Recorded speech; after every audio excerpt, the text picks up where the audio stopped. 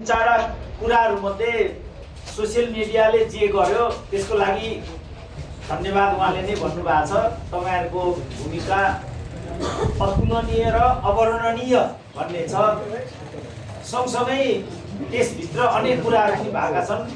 1400-1500 fake आइडियाहरू खोलेर पनि social मिडियाले जेनजी आन्दोलनलाई प्रचारमा लगेको भन्ने लगायतका कुराहरू त्यहाँभित्र छन्।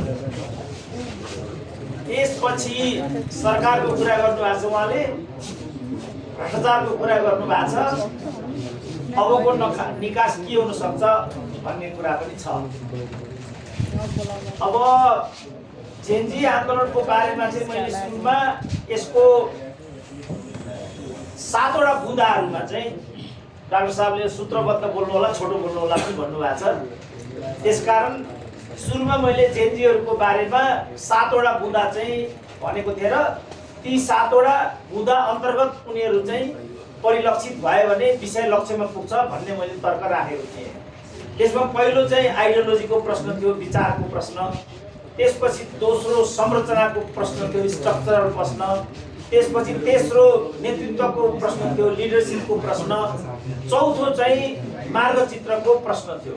त्यो चौथो अन्तर्गत 3टा क ख ग बनिरहेको थियो। 1 मा अन्तरिम सरकार, 2 मा अन्तरिम संविधान, 3 मा निर्वाचन। यो 7 वटा बुँदा अन्तर्गत जेनजीहरू गयो भने चीज लक्ष्यमा पुग्छ, होइन भने भन्न सक्दिन भन्ने मेरो कुरा थियो। तर ती कुनै पनि कुराको सम्बोधन भएन। एकैचोटि अन्तरिम सरकार बन्यो। अन्तरिम सरकार बन्दाखेरि जेनजी समूहको नेतृत्व त्यहाँ देखिएन। सुरुमा अब निकै पाको उमेरको पूर्व प्रधान न्यायाधीशलाई प्रधानमन्त्रीको रूपमा ल्याइयो। यसले किनभने मर्निङ सो द डेज भन्छ, यसले लक्ष्यलाई ठिक ठाउँमा पुर्याउँदैन कि क्या हो भन्ने आशंका भयो। तर सुशीला कार्कीमाथि विवाद गर्नु राम्रो हुँदैन भन्ने हिसाबले ल यो भएको ठिकै छ। तर 2 जना जो तत्पश्चात उहाँले मन्त्रीमण्डल विस्तार गर्नुभयो, त्यहाँ चाहिँ जेनजी आउनु राम्रो हुन्छ भने मैले त्यहाँ पनि त्यो कुरा भएन। न त्यो युवा समूहको भयो, न जेनजीहरू भए, त्यो पनि भएन। फेरि मन्त्रीमण्डल विस्तार भयो। त्यो विस्तार हुँदाखेरि पनि त्यही कुरा हो। लास्टमा प्रधानमन्त्रीले सम्बोधन गर्ने क्रममा के भन्नुभयो भने जेनजीहरूले जे मागहरू उठाएका छन् ती मागहरू मेरो कार्यक्षेत्रभित्र पर्दैन भने त कथाको अन्त्य भइगयो नि त। के बाँकी रह्यो? यो सब डिस्कसन किन गर्नु पर्यो? सरकार बनाएको थियो जेनजीले, सरकार आयो संविधानभन्दा बाहिरबाट। अब प्रधानमन्त्री भन्छ संविधानभन्दा बाहिर म जान सक्दिनँ। जेनजीहरूलाई केही कुरा चाहिएको भने संवैधानिक प्रक्रियाबाट आउनु, निर्वाचनमा जानु, संविधान संशोधन गर्नु, जे चाहेको त्यो कुरा गर्नु भनेपछि यहाँ कुन चाहिँ कथा भन्न बाँकी रह्यो? यहाँ केही भन्न बाँकी जस्तो मलाई लाग्दैन। तर यी कुनै पनि कुराहरू भएनन्। जहाँसम्म मन्त्रीमण्डलमा सुरेन्द्र केसी जाने अथवा को जाने भन्ने कुरा छ, नेपालमा नियुक्तिका 4 आधार हुन्छन् मैले भनेको छु। त्यसमा पहिलो नाता, दोस्रो पैसा, तेस्रो व्यभिचार, चौथो बाह्य। कुनै 5औं कारणले कुनै व्यक्तिको नियुक्ति भएको छ भने त्यो हेड पिउन भए पनि हुन्छ। मलाई यो हेड पिउन चाहिँ कसले नियुक्ति भयो भनेर मलाई सोध्नु, म त्यसको जवाब दिन्छु। र मैले के आशंका व्यक्त गरेको थिएँ भने यो चोटि पनि त्यही हुने हो कि पछिल्लो चोटि चाहिँ म के सुन्दैछु भने परराष्ट्र मन्त्रालय खाली छ, त्यसमा बालन शाहको भिनाजु आउनेवाला हुनुहुन्छ भनेपछि त केही बाँकी रहेन। यहाँ अब ऋषि धवला सुरेन्द्र केसी भन्नुहुन्छ, बालन शाह मेरो भिनाजु भन्नुहुन्छ। यो पनि सिद्धि। अब अन्तिम बुँदा छ, अब के गर्ने त, निकास के हुन्छ भनेर। अथवा त्योभन्दा पहिला भ्रष्टाचारको पनि अलिकति कुरा गरौँ न। भ्रष्टाचार पनि यो जेनजी आन्दोलनको महत्त्वपूर्ण एउटा मुद्दा थियो भनेर मैले सुनेको हो। तर मेरो विचारमा नेपाली समाज आफै एउटा भ्रष्ट सोसाइटी हो। यो सोसाइटीमा भ्रष्टाचार मुद्दा हुन सक्दैन, किनभने प्रत्येक दोस्रो मान्छे भ्रष्ट छ यो देशमा। किनभने त्यो नगरिकन पेटै पाल्न सकिँदैन। कहीँ कुनै पनि क्षेत्रमा, चाहे त्यो वकालतको क्षेत्रमा जाउँ, चाहे त्यो बौद्धिक क्षेत्रमा जाउँ, चिकित्साको क्षेत्रमा जाउँ, मिडियाको क्षेत्रमा जाउँ, जहाँसुकै जाउँ, तपाईँले के भ्रष्टाचार गर्नुपर्छ कि जोगी बनेर बस्नुपर्छ? भ्रष्टाचार गर्ने हो भने तपाईँको बिल्डिङ ठुलो हुन्छ, तपाईँ तेरे मन्त्री हुनुहुन्छ, तपाईँले अरू पनि गर्न सक्नुहुन्छ। त्यो गर्नु भएन भने सुरेन्द्र केसीको जस्तो हालत हुन्छ। अब तपाईँ कुन बाटोमा जाने त्यो आफ्नो छनौट हो। यो चोटि पनि त्यो कुरा हुन त्यति सहज छ भन्ने त मलाई लाग्दैन। त्यसपछि म अन्तिम बुँदामा आउँछु। अबको निकास के हुन सक्छ? अब जेनजीको कुरा त केही पनि पुरा हुन्छ भन्ने मलाई लाग्दैन अबको अवस्थामा, किनभने आफ्नो मागहरू छोडेको जेनजी आफैले हो। जेनजी सरकार बन्नुभन्दा पहिला यसको टिओआर बन्नु पर्थ्यो। त्यो टिओआर अन्तर्गत अघि मैले भनेका 7 वटा बुँदाहरू आउनु पर्थ्यो र जो प्रधानमन्त्री हुने हो त्यसलाई सोध्नु पर्थ्यो हाम्रो टिओआर यो छ, यो टिओआर भित्र रहेर तपाईँ मुलुकको सेवा गर्न, जेनजीको मार्गदर्शन गर्न तत्पर हुनुहुन्छ कि हुनुहुन्न? पहिलो प्रश्न उहाँहरूले सुशीला कार्कीलाई नै सोध्नुहुन्थ्यो। अब सुशीला कार्कीले हो यो म 7 वटा गर्न सक्छु भनेको भए उहाँ नै प्रधानमन्त्री हुनुहुन्थ्यो।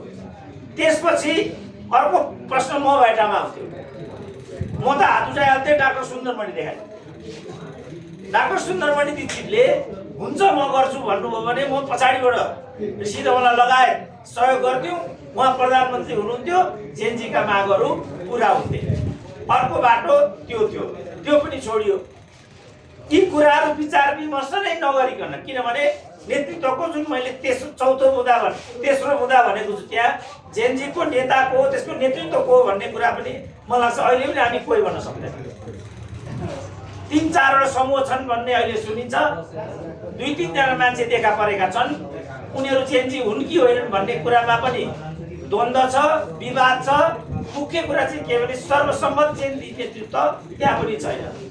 अब यदि त्यो हो भने यो नयाँ कुरा त भएन, किनभने यही कारणले नेपालको राजनीति यहाँ आइपुगेको छ। मै हुनुपर्छ भन्ने कुरा त पछिल्लो पटक केपी ओलीले फेरि भन्नुभएको छ र त्यसलाई आज एक्सेलरेट गरेर के भन्नुभएको छ भने म बाँचुन्जेल म यही हुन्छु भन्नुभएको छ। त जेनजीमा पनि त्यही कुरा आयो। सानो एउटा विराटनगरको के भाइ अरे परवेश दाहाल भन्छ मै हुँ त्यसको नेता। अर्को निराज ढुङ्गाना, होइन मिराज ढुङ्गाना भन्छन् मै हुँ। सुदन गुरुङ त महानायकै भइहाल्यो। अब भनेपछि यस्तो खालको त यी थियो नि अलरेडी। केपी ओली यी थिए, वामदेव यी थिए, शेरबहादुर यी थिए, उनकी स्वास्नी यी थिए, उनको समिति यी थियो, सालो यी थियो, दलाल यी थियो, बिचौले एभ्रिथिङ यी थियो। केही पनि कमी थिएन। त यही प्रवृत्तिको पुनरावृत्ति हो भनेदेखि जेनजी आन्दोलनको औचित्य केही हुँदैन। अब यो भन्यो भने फेरि घरमा आगो लाग्ने हो कि अहिलेको नयाँ प्रवृत्ति आइलागेको छ। बल्ल बल्ल एउटा झुम्रो बनाएको छ, त्यसमै आएर एउटा ल्याएर आगो झुस्क्यो भने फेरि कहाँ जाने?